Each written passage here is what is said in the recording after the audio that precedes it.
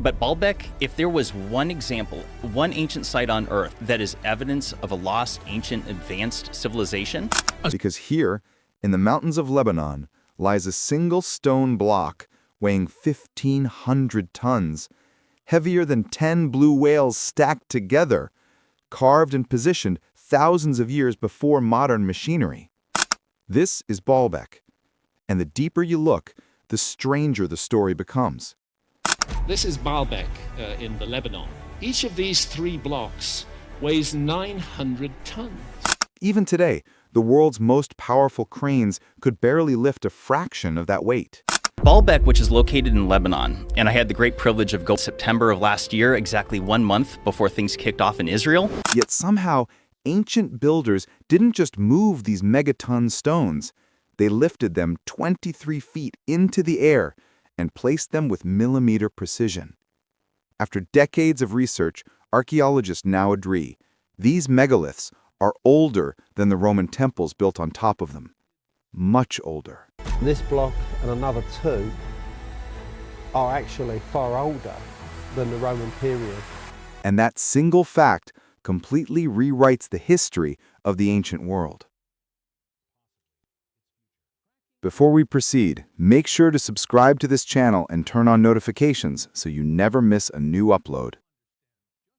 The engineering impossibility. To understand Baalbek, you need to appreciate how impossible this should be. The heaviest stone ever moved by modern machinery weighs around 340 tons. At Baalbek, there are stones 4 times that, arranged, leveled, and integrated into a massive platform without mortar. NASA's Vehicle Assembly Building crane, one of the world's strongest, couldn't even lift the lightest of these blocks. Imagine trying to move the Statue of Liberty. Now imagine moving 5 of them at the same time. And yet the Romans, who bragged endlessly about their engineering feats, never mentioned these megaliths. Not in their records, not in inscriptions, not in architectural writings. For a civilization that documented aqueducts, bridges, war machines, even scaffolding systems, their silence about Baalbek is almost surreal. It suggests something shocking. Those colossal stones were already there when Rome arrived. The megaliths themselves. These blocks, known as the Trilithon, measure 62 feet long, 14 feet high, 12 feet thick, 800 to 900 tons each. They're not resting on the ground, they're suspended on top of other massive stones, locked together so tightly that not even a grain of dust can be slipped between the seams. And if that wasn't enough, the nearby quarry contains 3 even bigger, unfinished blocks. The stone of the pregnant woman, 10,000 tons, the stone of the south, around 1,200 tons, and the forgotten stone, around 1,500 tons.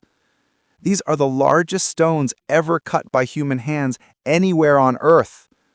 Local legends claim giants, jinn, or supernatural beings moved them.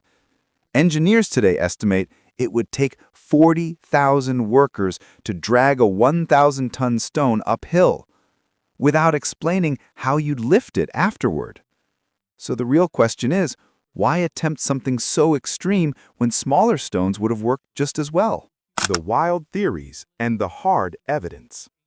Because the Romans denied it and no earlier civilization claimed it, Baalbek has inspired centuries of theories.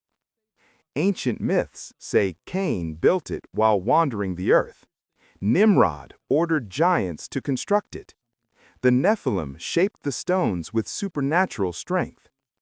Modern French theorists escalate this to lost civilizations or extraterrestrial engineering. But archaeology shows something more grounded and far more intriguing. Human tool marks are visible. Chisel patterns prove human craftsmanship, not alien machinery. Experimental archaeology shows it's difficult, but not impossible. Under perfect conditions, vast labor forces, and advanced rope and winch systems, humans could move hundreds of tons.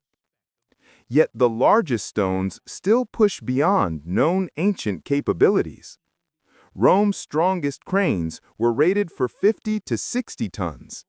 Nothing in Roman engineering literature accounts for blocks of 800 to 1,500 tons. So we're stuck in a strange middle ground. Humans did this, but we don't fully understand how. Modern discoveries that changed everything. When archaeologists finally dug beneath the Roman temples, the truth began to surface. Neolithic settlement, 10,000 years old. People lived here long before Rome, possibly before the invention of written language. Persian-era pottery, 6th to 4th century BCE. Proof of continuous occupation, but not proof of construction. Roman architectural blueprints carved into the stone floors. These were precise, scaled floor plans showing Roman architects worked here, but not necessarily on the megalithic platform. Herodian-style stonework identical to Jerusalem. The foundation of Podium 1 matches the engineering style used by King Herod's builders. Same draft margins, same alternating header and structure pattern, same course height, 3.6 feet. This is a breakthrough. It links Baalbek to the same masons who built Herod's Temple Mount, one of the greatest stone-moving operations of the ancient Near East. But even they never moved anything close to Baalbek's 1,000-ton giants. The 11,000-year timeline of Baalbek. Baalbek is like a historical layer cake. Every civilization added to it. None took credit for the megaliths. 9,000 BCE. Neolithic settlers. The hilltop is already inhabited. 3,200 BCE. Phoenicians. They build temples to Baal and Atrahasis. Some scholars believe the megalithic foundations belong to this era. 334 BCE. Alexander the Great renames the site Heliopolis, City of the Sun. 64 to 16 BCE. Romans turned the entire complex into a monumental religious powerhouse. They build new temples on top of older foundations. 4th century CE. Christianity. Temples are repurposed as churches. 637 CE. Islamic conquest. Structures become a massive fortress known as the Citadel of Baalbek. 1984. UNESCO World Heritage Site. Recognized as one of the most historically dense places on Earth. Throughout all of this, not a single culture claims responsibility for the Megaton Foundation. The unanswered question.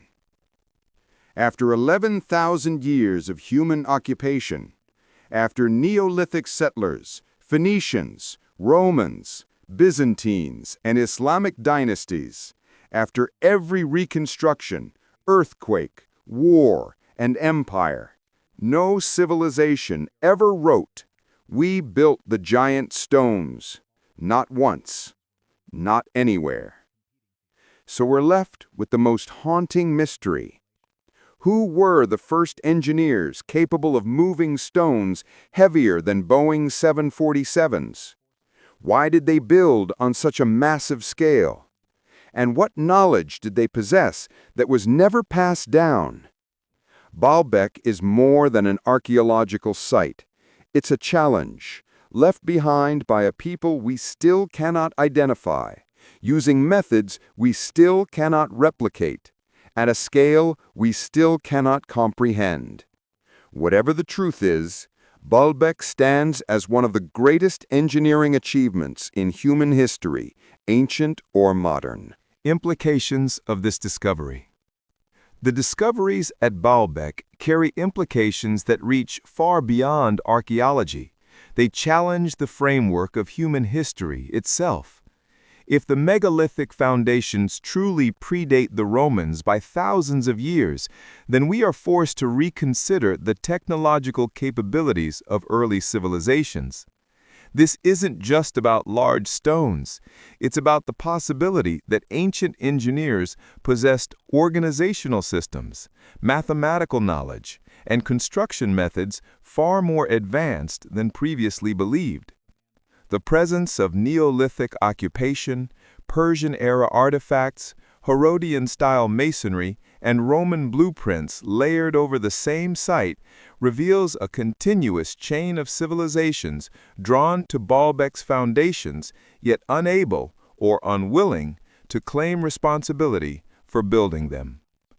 That silence hints at an origin so old it slipped beyond recorded memory, suggesting the earliest builders operated at a level of scale and ambition unmatched anywhere else in the ancient world.